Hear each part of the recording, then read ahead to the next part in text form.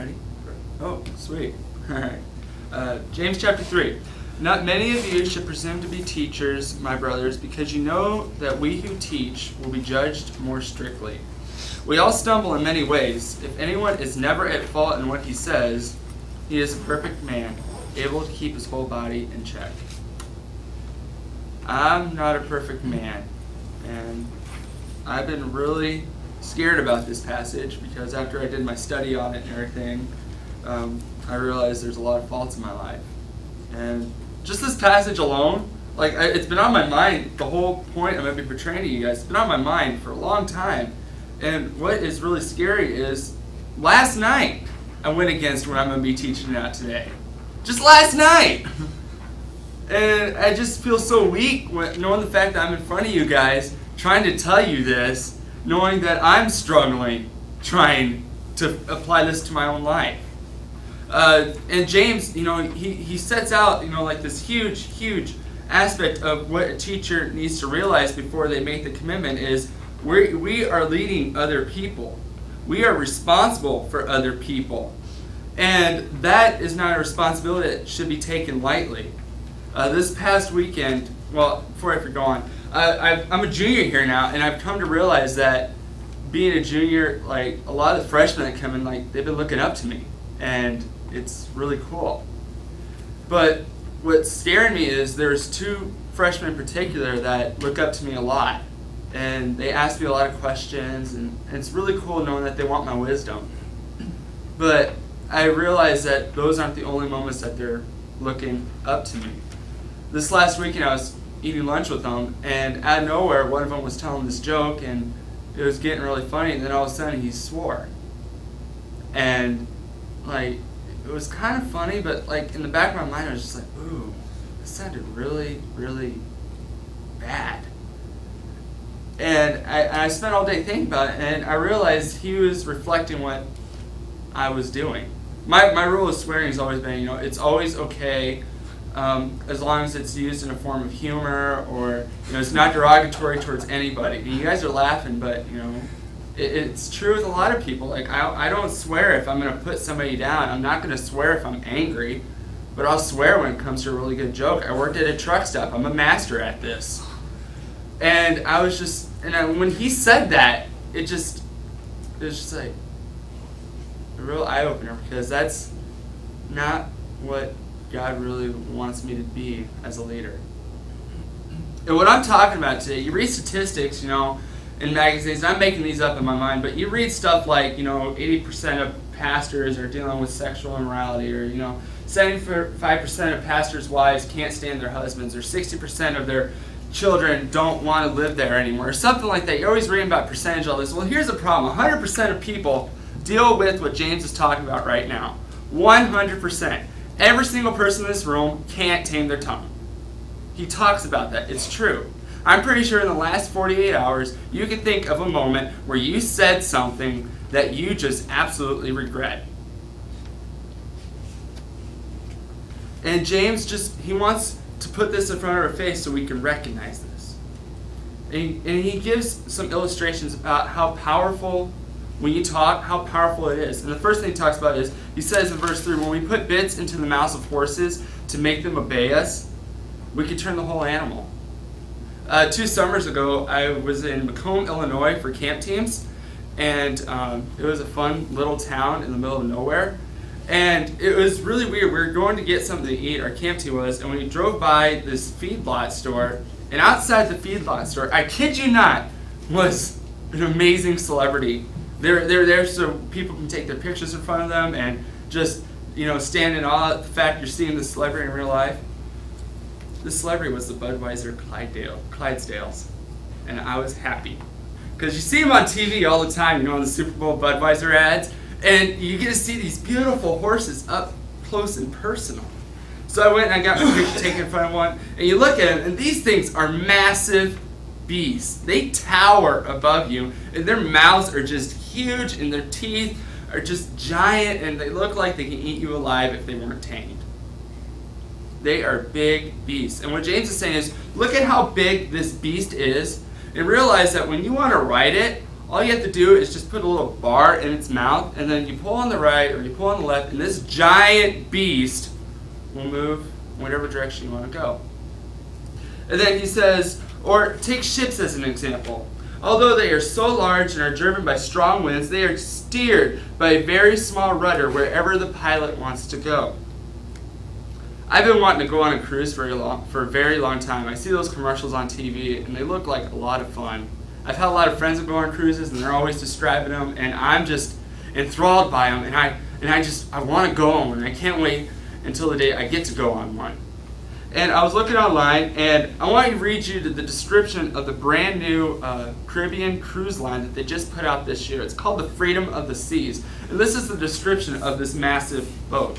It says at 160,000 tons, the Freedom of the Seas weighs more than 80,000 cars. All right, imagine your car and trying to pick it up. Probably can't. Well, imagine that times 80,000 of your cars. That's about how much the ship weighs. It's a giant boat. And it said the length of it, if you were to stand the boat on its bow, the length of the boat, you would have to go to New York and look at the Chrysler Building, which is 1,046 feet. It was still a tower over that. Go to Paris and look at the Eiffel Tower and how big that is.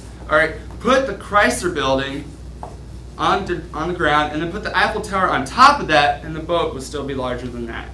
This is a massive boat. And then the width of the boat. This is the width of the boat. So it's 185 feet. Go to Washington, D.C., and go take a tour of the White House. Look around at all the nice artifacts and all the secret rooms that you can never go into. Look around there. And the length of the White House is 168 feet. You could fit the White House on this boat against its width, and there'd still be enough room.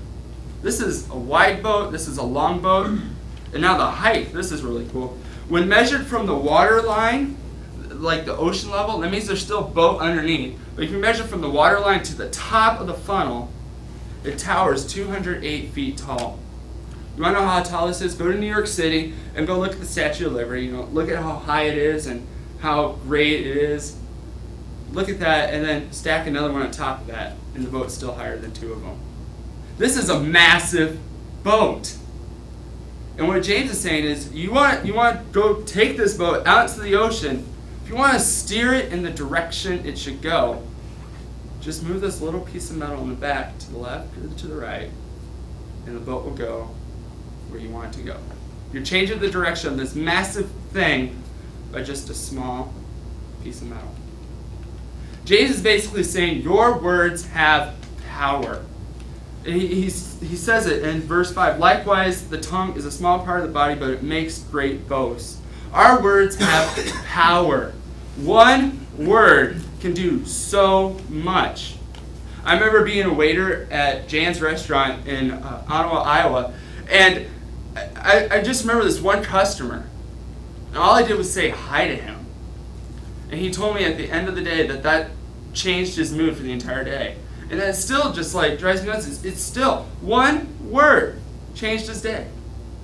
One word has so much potential power. And God created that way. You read Ephesians 4:11, and Paul says it was He who created those to be teachers and preachers and evangelists. And he goes on the list. And guess what? All of those have one thing in common.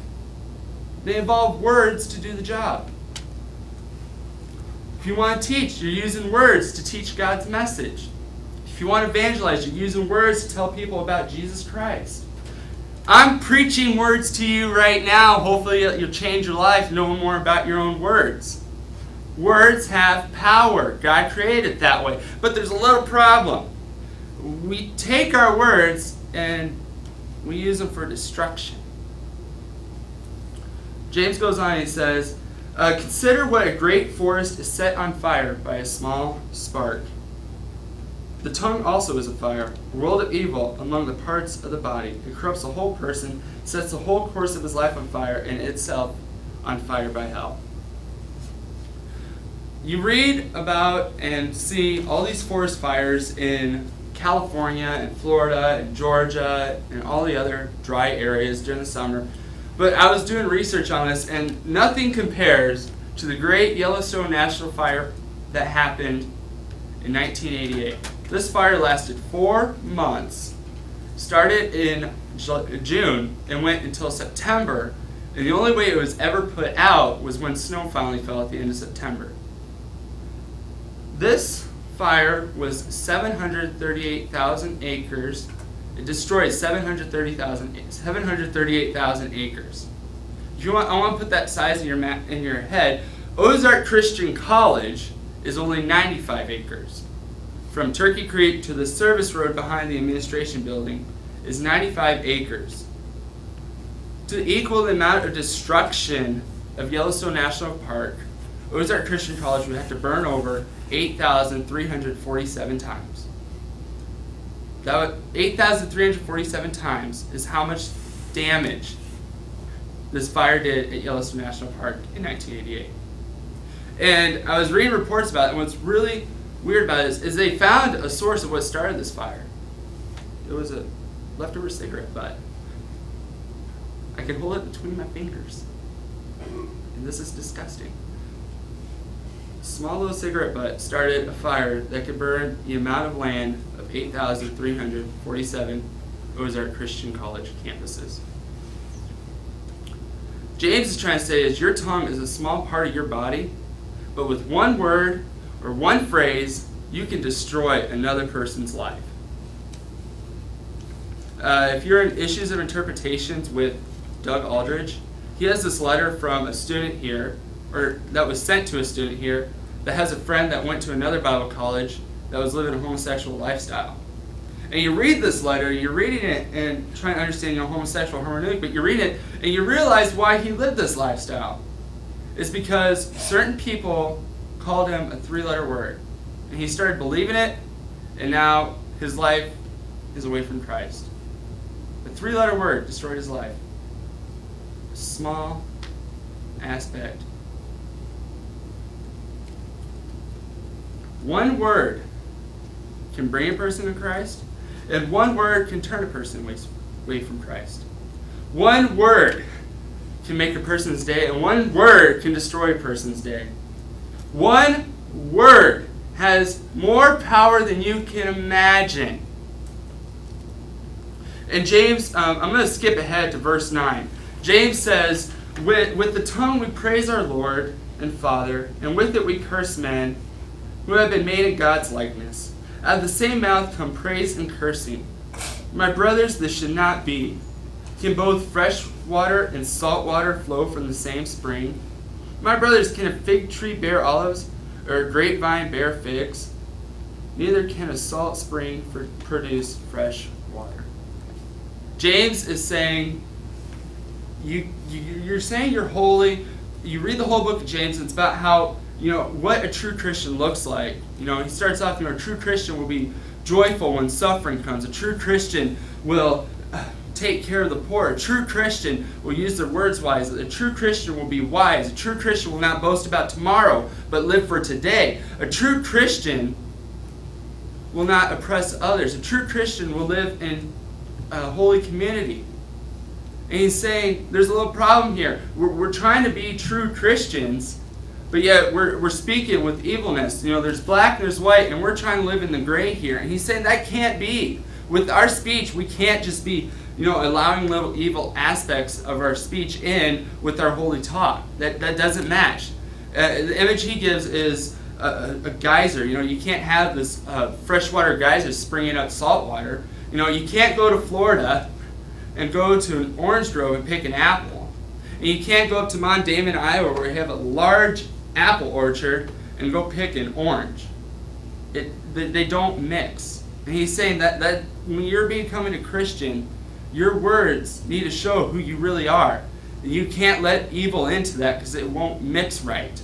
You're sending off a wrong image. And now here comes the problem. How can we really tame our tongue? How can we really take control of our mouths? With everybody's dealing with this problem, how can it be done? And James in verse 7 says, all kinds of animals, birds, reptiles, and creatures of the sea are being tamed and have been tamed by man. But here's the problem. No man can tame the tongue. It's impossible. You go to the circus and you see tigers and lions and bears, oh my, and they're being tamed. And the reason why they're tamed is because somebody of a higher species tamed them. They had a higher cognitive thinking order that can tame them. And James is saying, you can't go to the forest or to the rainforest or to the desert and see a lion taming another lion the way we expect it to be tamed. You can't go see a bear be tamed by another bear the way we want it to be tamed.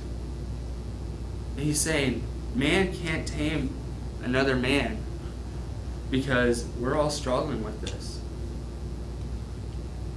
You can't send an alcoholic to another person that's an alcoholic and expect both of them to somehow fix their alcoholic disease. He's just saying, we can't. We have to go to a higher order. We have to go to a higher control. We need to make sure that God is in control of our tongues. And this is the part that scares me so much, because it led me to this one question. If God really controlled my tongue, what would really be said? If God controlled the words that came out of our mouths, what would we say? It's really a hard question to ask, because I think about the answer and I realize about the answer after I've said something stupid. Well, if God controlled my tongue, I wouldn't have said that. We can all think of times. Jesus in Matthew chapter 12 is dealing with the Pharisees, which is always fun. And what happened was Jesus did a miracle, and the Pharisees, are basically saying, this guy is doing the work of Satan. It's evil what he's doing. These miracles are evil. And Jesus is saying, whoa. How can I be doing evil if I'm doing good? How can evil be against evil through good? It doesn't make sense. And then Jesus gives them this warning, you need to really watch what you're saying, because what's coming out of your mouth is really showing what's on your heart. And it just bears the question, if Jesus Christ, if his name was tattooed on our hearts, would what comes out of our mouths really reflect that? A couple of weeks ago, Cliff Murphy, he's my boss, he's taken some classes for his master's, and his professor challenged him, and then Cliff challenged us to mark down our entire day, to mark down every single minute of what we do every day. And the point of this was to realize how much time we waste. And I was just thinking about that. I did that, and at the end of the week, I realized, I wasted a lot of time doing stupid stuff. And I was just thinking, what happens if I had a court stenographer follow me around for the day? A court stenographer is a person that keeps track of all the conversations in a litigation case. If every word I said to another person, or to myself, or as a prayer, if that person recorded it, they would follow me around everywhere. That waitress I talked to at the restaurant, they record the conversation. That person I talked to at the gas station, they record the conversation. The professor I talked to in the afternoon, they record the conversation. The person I call on the phone, they record the conversation. And then I take that giant piece of paper at the end of the day, and I laid it out. And I look at it, and then I just want to know how much of those words would be totally wasted. How much power would be in here that can cause destruction? What happens if I were to take that list and go give it to a person that's not a Christian? Would they see that I'm somebody that's different of this world? Would they see that I'm for something else? Would they see that I love Jesus?